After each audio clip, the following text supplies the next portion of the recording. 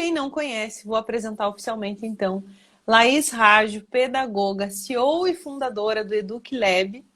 E hoje está aqui comigo para a gente dividir o tema dessa live, que é assim tão relevante, né? E muitas mamães pedem tanto, o que que eu faço para o meu filho conseguir ter a tão sonhada autonomia nos estudos. Então seja muito bem-vinda oficialmente, Laís. Ai, que prazer, obrigada. Fiquei muito feliz quando você me convidou. A gente já se conhece tem um tempinho, né, Marcela? E nunca tinha rolado esse bate-papo, mas tô muito feliz. Até porque tem muito a ver com o nome da minha empresa, né? Eu não sei se até o pessoal que está aqui sabe disso, mas o Educ Lab, né? O Educ é de educação, e o Lab, o L é de liberdade, o A de autonomia, que é o que a gente vai falar aqui hoje, e o B de bondade. Então, assim, são os pilares do nosso curso, enfim, é o que eu sempre prezo, converso com os nossos alunos, com os responsáveis em especial, e é um assunto sempre importante para a gente conversar, porque sempre tem dúvidas, né? Ai, com certeza. E olha que legal, eu já sabia, mas eu tinha me esquecido, assim, de cada palavrinha dessas. E o A, que relevante, a autonomia, justamente sobre isso que a gente fala hoje, então. E eu começo trazendo, Laís, uma pergunta de uma mãe. Duas mães fizeram perguntas aqui para nós nos stories hoje, né? A primeira é como construir essa autonomia com a criança. Só que eu acho que você deve passar várias dicas para nós. Com certeza o tema todo da nossa live é sobre isso, né? Sim. Eu acho legal a gente deixar claro antes o que é autonomia, se você puder falar um pouquinho sobre isso. Claro, a autonomia ela já é um pouquinho diferente de independência. A autonomia ela vai muito mais para o lado emocional, né, da criança, enfim, do adolescente, do adulto mesmo, serve para a gente se sentir seguro, né, e ter interesse por fazer aquilo, tá? Então já é um pouquinho diferente. Independente, quando a gente fala, a criança já tem dependência para fazer, para cortar, para poder colorir, né? Então, assim, são coisas mais práticas. A autonomia, ela vai muito mais pro emocional, né? E depende muito também do responsável, dos pais, de nós, professores, passarmos uma segurança. A autonomia, ela vai depender muito também se aquela criança, se aquele adolescente se sentir à vontade em relação àquilo que ele vai estar fazendo. Então, a autonomia é isso e é fundamental. E começa muito antes, né, Marcela? Assim, a gente atende alunos de diversas idades, inclusive tem alguns alunos meus aqui, mas a autonomia começa antes, com os pais incentivando, né, motivando pequenas coisas dentro de casa, desde pequeno, né, não limitando o que a criança pode fazer. Claro que tem faixa etária para tudo, tem etapas para tudo, né? O pai, a mãe, o responsável tem que estar monitorando, mas sempre incentivando desde lá de trás, desde pequenininho.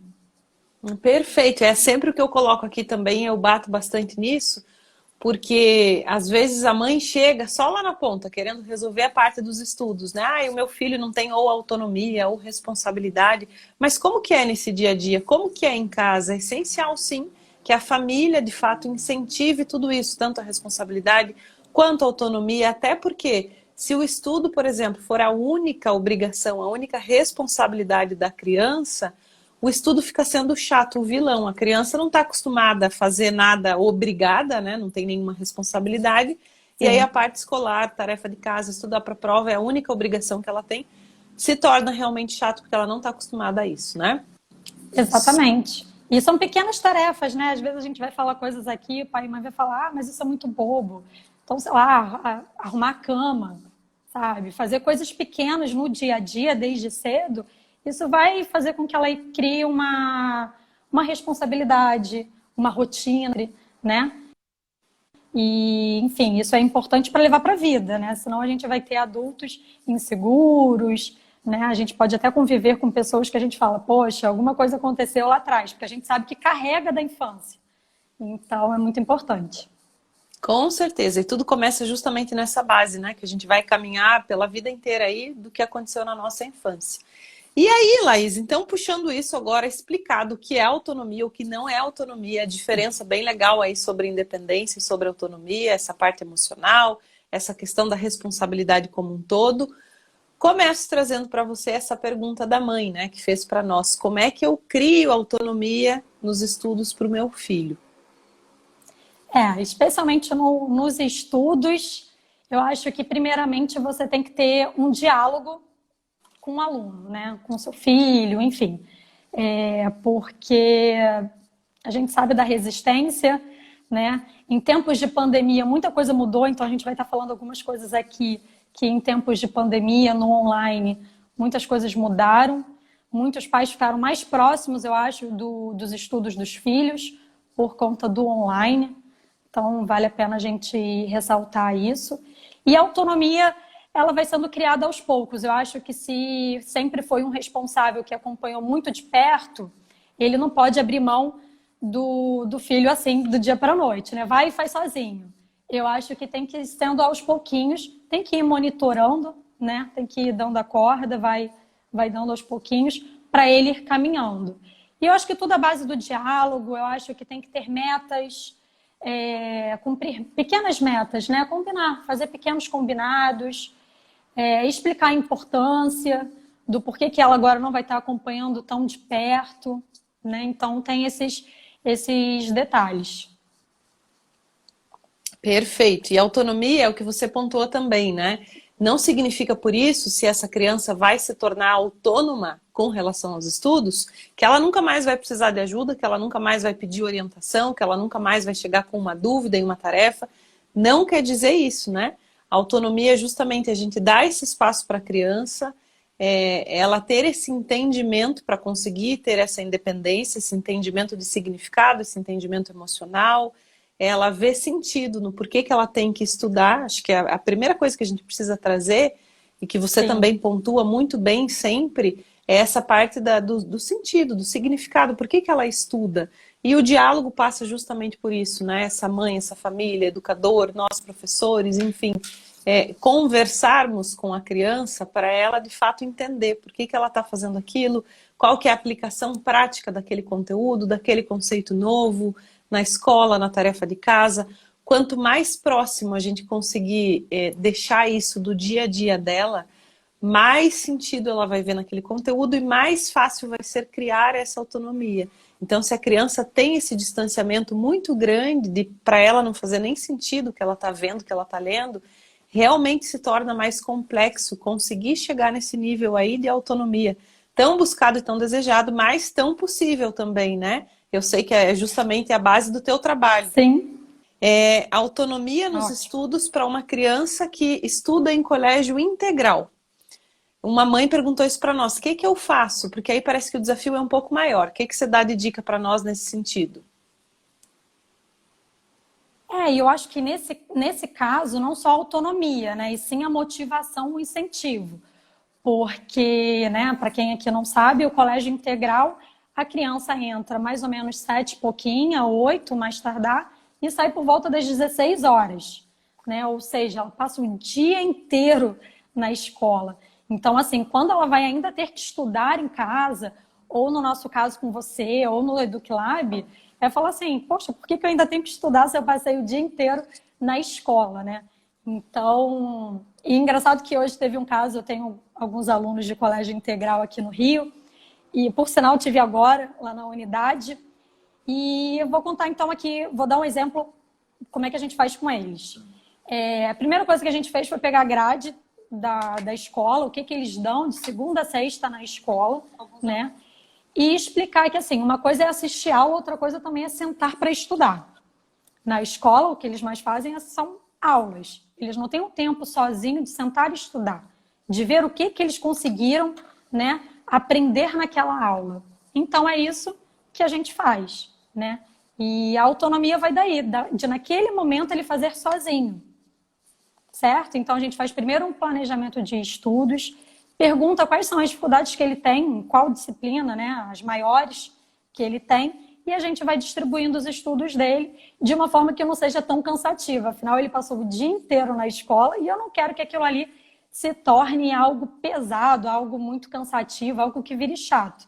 Então, a gente vai muito na base do diálogo e dizer que é importante, né? Especialmente também em épocas de prova, tem que aumentar o número de aulas, né, o tempo de estudo em épocas de prova, enfim. Então, é mais cansativo, pai e mãe, nesse caso, tem que ter um pouquinho mais de paciência, sim, e a gente como professor também, porque eles já passam uma carga horária enorme de aula e ainda tem que estudar depois com a gente, mas aí a gente faz de uma forma leve, uma forma lúdica, enfim. É diferente o ambiente, né, da escola, então dá para se estudar, mesmo eles sendo período integral. Perfeito. Dá e precisa, né? E precisa. A minha imagem para você melhorou bem? Ou você me escuta bem? Voltou, perfeito. Voltou. Eu li aqui o pessoal, agradeço quem falou. Eu mexi aqui na internet, então acho que agora foi. Essa questão do colégio integral, eu também atendo vários alunos de ensino bilíngue e também passam justamente esse mesmo período que você falou, das 8 até as 16 mais ou menos. Então o que eu falo para essas mães, geralmente é para elas cuidarem com a questão da atividade extracurricular também. Porque se além dessa carga toda que a criança tem, ela precisa sim estudar para a prova depois, fazer a tarefa de casa, ela ainda tiver, num dia judô, no outro dia balé, no outro dia natação, no outro dia...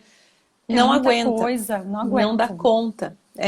Não dá conta e assim, a gente precisa lembrar sempre que a criança é um outro ser humano e antes de qualquer parte escolar, de qualquer questão conteudista, que sim é essencial, existe um ser humano justamente ali, né? Então esse emocional precisa estar bem também.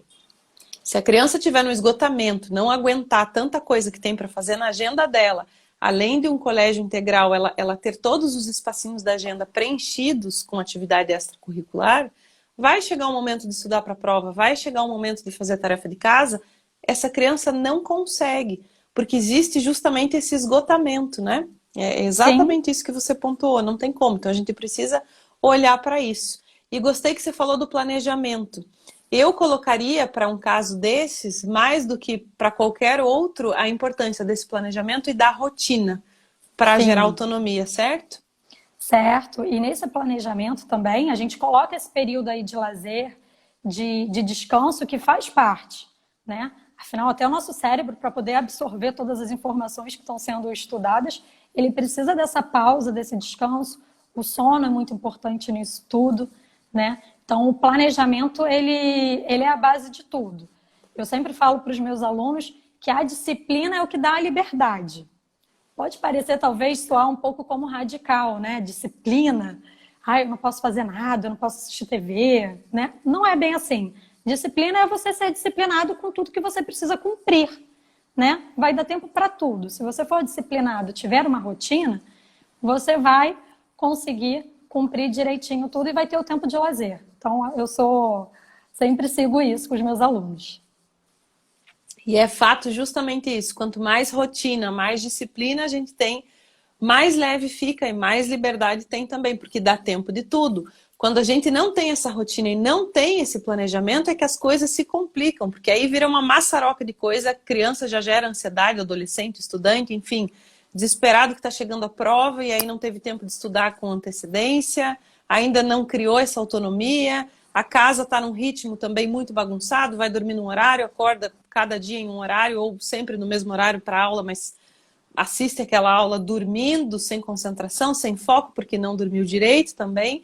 E aí tudo isso é uma grande bola de neve. Se a gente coloca a rotina e inclui esse espaço bem delimitado para estudar, para lazer, para brincar, para assistir TV, seja o que for, tudo isso fica justamente mais leve, né?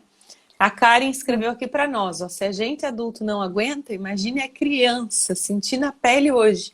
E é exatamente isso, né? Para nós tem sido difícil agora por conta da pandemia também. Então, esse equilíbrio que a gente precisa dar, esse tom de leveza para a criança. A criança não entende da mesma forma que a gente e sim tá, de fato, muito difícil. E lembrando também, Marcelo, eu fiz até um post esses dias falando de competição, né? Que hoje em dia, às vezes, os responsáveis estão competindo no sentido de o meu ainda não está escrevendo de letra cursiva. Ai, meu Deus, o meu ainda não aprendeu expressão, sei lá o quê. Sabe assim, essa competição. Então tem que ir com calma também. Cada criança tem o seu tempo, cada criança aprende de uma forma, então é muito importante ver também se aquela criança ela aprende mais vendo um vídeo, ou se é ouvindo uma aula, se é escrevendo, né? A gente tem que observar isso tudo. Isso tudo está dentro para ela criar autonomia. Às vezes ela não vai saber criar a autonomia dela porque ela nem sabe como ela aprende, qual é a melhor forma para ela. Então, assim, os responsáveis, os professores têm que ficar muito de olho nessas crianças, né, nesses adolescentes, para poder estimular da melhor forma. E com calma, lembrando sempre que cada um tem o seu jeitinho, cada um aprende de uma forma, né? Não adianta a gente sair generalizando todo mundo. É isso, essa competição, essa comparação, até vi o teu post, e muito legal. Eu também pontuei alguma coisinha nesse sentido aqui, e eu sei que não é por mal, né, que mãe, pai Sim. faz isso, naquela boa intenção. Como assim que o coleguinha da minha filha está na mesma sala, na mesma escola, tem a mesma idade, já lê, já escreve, e a minha filha ainda não? E isso gera mais ansiedade na criança. É questão de fato da gente respeitar esse tempo, porque isso também leva a criança a trilhar esse caminho da autonomia.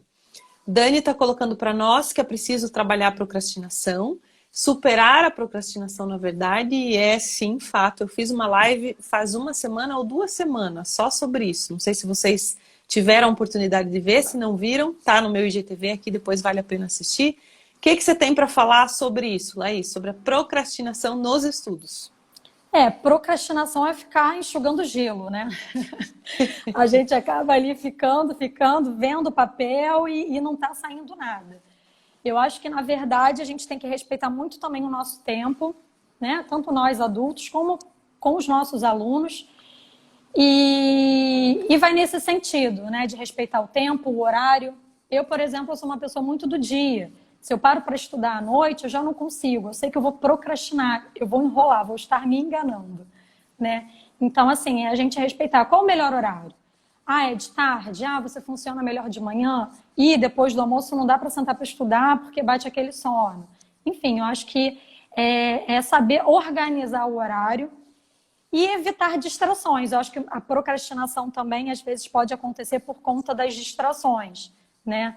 É você eliminar o máximo que puder. Então, é ter um ambiente para poder estudar, uma mesa limpa, né? Sem muitas canetas, sem muitos papéis, porque senão eu vou querer, né? Eu vou escrever cada hora de uma cor. Aí vai pegando várias canetas. Aí nisso já perdeu o raciocínio. Eu vou marcar a página com 3 cores de marca-texto. E aí também lá já se foi um raciocínio. Então, é tentar eliminar todas as distrações, como celular, como, enfim, desligar a televisão, estar num ambiente adequado, colocar metas. Eu acho que quando você coloca metas, e pequenas metas, acho que não tem que começar com, ler um capítulo em 2 capítulos. Enfim, comece por pequenas metas, porque senão pode causar uma frustração no seu aluno e até mesmo na gente, né? Apesar de que, eu sempre falo também, que a frustração é bom acontecer, né? Eu sei que a gente fala, poxa, eu me frustrei, é um sentimento ruim, mas a criança tem que aprender a lidar com isso, tem que saber que ela se frustrou porque ela tentou ou porque ela não fez, né? É aquela coisa, tudo tem consequências, os seus atos têm consequências. Então, eu acho que para a gente evitar a procrastinação é ter um ambiente adequado, ter um horário, né? Se você fica cada hora em um horário, o seu organismo também não vai se adaptar àquilo. E uma frequência. Não adianta querer ler tudo hoje, aí eu passo 2 dias sem ler nada, aí no outro dia leio o livro inteiro e por aí vai. Não, né? Eu acho que não é assim. Você tem que manter uma frequência, ter um ritmo, que aí o estudo vai desenrolar sozinho. Nossa, Laís, eu espero que o pessoal esteja hoje aí com papel, caneta na mão, que foram várias dicas. Se eu estiver falando muito... Não, super legal. Você foi pontuando coisa aqui, eu acho que você já está dando uma belíssima orientação aí para as famílias, mãe, pai, estudante também, né? Eu vou puxar uma das coisas que você falou, sobre essa parte da distração, que sim, é essencial que a gente tire isso do ambiente na hora de estudar. Mas legal que você foi falando, ditando, né? A TV, ou muitas canetas, ou muito papel, ou isso ou aquilo.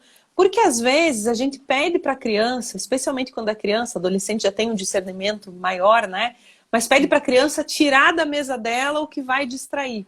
E ela não tem ideia que de repente um potinho assim cheio de caneta, de coisinha assim vai distrair. São canetas, isso aqui eu não vou tirar porque faz parte do meu estudo. A gente não orienta o nosso filho, a criança, a falar exatamente o que é que precisa ser feito, o que que Sim. significa uma distração, o que que é estudar em um ambiente adequado, o que que é colaborar para ter foco e ter concentração. Aí a gente chega lá na ponta o quê? Brigando com aquela criança. Como assim? Olha essa mesa, mas a criança não sabe. E na verdade na escola a gente não aprende a estudar. E muito pouco aprende a assistir uma aula. Você entrar, você compra o caderno, o material ali, e o professor falando. E aí, o que que eu anoto? O que que eu tenho que fazer? Né? E nos dias de hoje, tanto conteúdo, bombardeando tanto conteúdo, e são muitas avaliações, simulado, prova, teste, trabalho, dever de casa, e assistir aula. Então, assim, é muito difícil. O aluno ele precisa realmente de uma orientação, de um apoio, porque são muitas coisas, né? E a gente sabe que ele só vai criando uma determinada maturidade lá na frente, né? Então, assim, desde cedo, se a gente for conversando, for plantando uma sementinha, né? Quando ele for ficando mais velho, vai ter essa facilidade. Porque também, quando a gente chega na faculdade, sair da escola sem saber como assistir uma aula, você chega na faculdade, o professor te dá menos atenção ainda, né? Você tem que ter muito mais autonomia na faculdade. E aí, crio do nada essa autonomia, né? Então, se lá atrás a gente for criando uma sementinha, vai regando aos pouquinhos, eu acho que a criança vai aprendendo e vai praticando, né? Tem que praticar, tem que ficar de olho também, porque senão vai passando. E a gente sabe que passa. Na correria do dia a dia vai passando, mas tem que ficar de olho. Passa, é corrido, mas super necessário, né? Exatamente isso. Porque, dá para corrigir lá na frente? Dá para melhorar? Sempre dá, nunca é tarde para isso. Mas quanto antes a gente começa, melhor, mais fácil, mais leve o processo. Especialmente se a criança tem alguma condição. Estou lendo aqui a Regina, né? Principalmente para uma criança com TDAH.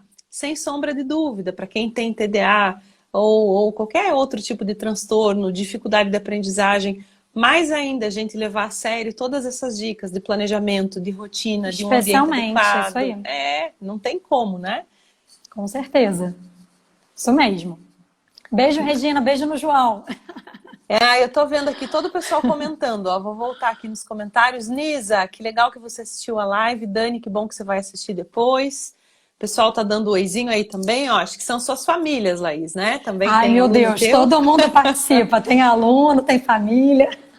Coisa boa. Pessoal presente. Assim é que é legal, né? Que aí todo mundo aprende junto. Aliás, hoje eu esqueci de pedir para o pessoal clicar no aviãozinho da live para compartilhar enquanto a gente está falando com mais gente também, porque tudo que a gente está passando pode ser um aprendizado riquíssimo aí, um ensinamento muito legal para outras famílias também, que tenham criança, adolescente aí em idade escolar. Agora, nesse momento crítico de pandemia, então, mais do que nunca, é hora da gente se atentar e começar a guiar melhor esse caminho para as coisas não se perderem, para quando esse estudante chegar de fato só lá na faculdade, como você pontuou, e aí, meu Deus, agora o professor não está aqui, não vai pegar na minha mão, literalmente, e eu preciso me virar sozinho. Cadê essa autonomia? O que é autonomia? Que a criança nunca nem ouviu falar, né? Exatamente. E eu queria trazer um exemplo, Marcela, se você me permite, que eu vivenciei agora, na pandemia, você deve ter passado por isso. Os alunos estavam fazendo as provas online, né? Que a maioria estão voltando agora. Aqui no Rio, pelo menos, muitas escolas já estão voltando. Eu não sei como é que está aí em Curitiba. Aqui também. Também, que bom. Então, aí as provas online, e aí o que aconteceu, né? Os responsáveis estavam presentes nesse momento da avaliação, dependendo da idade. E foi engraçado que eu tive uma mãe que falou assim para mim: poxa, Laís, eu estou acompanhando todas as provas dele e tal, fico de olho, ele está fazendo, enfim. E aí teve um dia que a mãe, num dia de uma prova, ela não estava em casa e ele teve que fazer a prova sozinho. E aí ela já tinha me avisado: eu vou ficar muito nervosa, que ele vai ter que fazer a prova sozinho. Como é que ele vai fazer a prova sozinho? E aí entra a questão da autonomia, né, Marcela? Da mãe desapegar e falar: ele estudou, ele precisa tentar fazer sozinho, né? Isso é muito importante, esse momento é muito importante. E aí... E foi difícil para ela, sabe? Assim, como mãe. E eu acredito que seja, sabe? E aí ela não fez a prova com ele, do lado dele. E ele tirou a média, ele conseguiu tirar a média, o que para mim foi muito bom, porque ele vinha com notas baixas e tirou uma nota na média. E eu parabenizei muito ele e ele fez sozinho. Sozinho. Conseguiu. Eu falei, Falei, poxa, tá vendo como é capaz, né? Eu acho que às vezes quando a gente fica querendo fazer muito pela criança, sabe, assim, querendo se meter muito, a gente acaba fazendo com que a criança tenha essa sensação de eu não consigo, eu não sei. Ela vai criando aquele complexo que a gente, no dia a dia com os nossos alunos, a gente sabe que existe. Eles verbalizam isso, né? E olha, eu vou te contar, depois desse dia, ele é outra criança. Você vê que uma coisa Olha tão que legal. simples, e Mas sem é esse querer que a simples que mãe a não gente ia se participar. perde. É. E Foi ele exatamente conseguiu. isso. Conseguiu, e hoje ele é tem outro comportamento por conta desse acontecimento. Olha que exemplo legal, Laís. Puxa, fica aí o aprendizado, né, para todos nós. Sim, a criança é capaz, a criança é mais capaz do que a gente imagina. E eu vejo muito assim, duas situações de mãe, de pai. A Renata até pontuou, essa super proteção dos pais é bem complicada, e de fato é. Trazendo o que você colocou dessa história, desse teu exemplo, eu percebo que muitas vezes, não sei se foi o caso dela, mas eu Uhum. atendo muitas famílias aqui que é difícil até verbalizar isso, porque às vezes essa mãe tem essa ideia meio inconsciente e não percebe que é isso.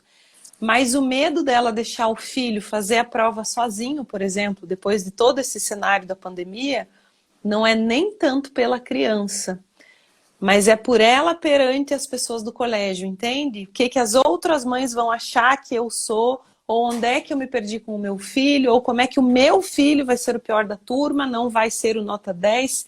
E esse ideal de perfeição que muitas vezes as mães colocam para os filhos também, chegam nesse nível aí que você pontuou que a gente vê os estudantes, né, como aluno aí.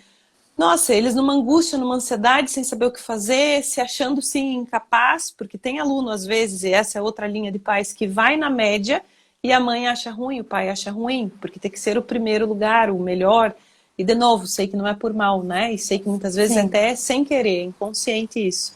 Mas isso é pesado para a criança. Ela ter que ocupar esse lugar que a mãe quer que ocupe, ou que o pai quer que ocupe, sem respeitar quem é aquela criança. Se é uma criança na média passa de ano e aprende também.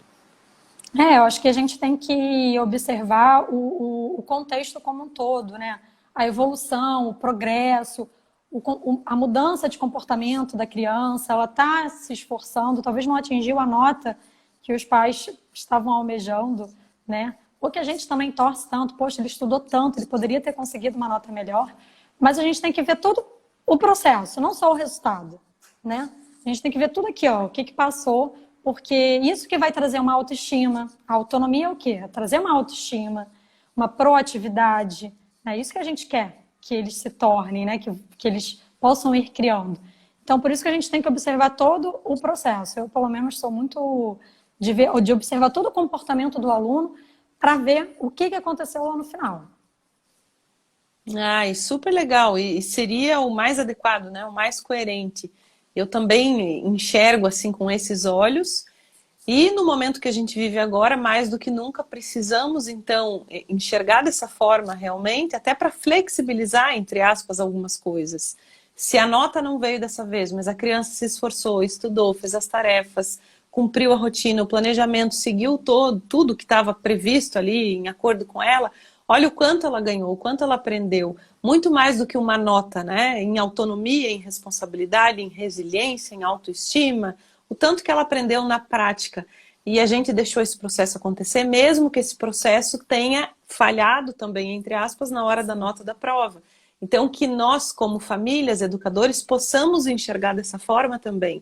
E ver o tanto que essa criança evoluiu, aprendeu, incentivando ela a continuar nesse caminho da persistência, da resiliência, de se achar capaz, competente porque é, e não simplesmente da gente achar que está ruim, porque não chegou naquele ideal. Tanto o ideal dela quanto o nosso, muitas vezes, né? Mas está tudo bem, faz E parte do isso é para a processo. vida, né? A gente leva isso para a vida. Então, acho que isso é o principal. E nesse momento nosso de pandemia, de fato, a gente precisa cuidar muito com essa questão toda, né? Tá difícil para todo mundo. Se você pudesse deixar uma dica, Laís, sobre essa questão da quarentena, autonomia e estudos, o que você coloca de dica aí antes da gente encerrar? O principal, eu acho que são os pais, os responsáveis, terem um bom diálogo com os filhos, né? E quando se fala em estudo, É entender também o porquê da dificuldade, por que ele não quer estudar, por que ele não está conseguindo. Enfim, tem sempre uma razão. Pode ser o professor que pegou no pé, pode ser uma frustração, enfim, tem sempre algum porquê.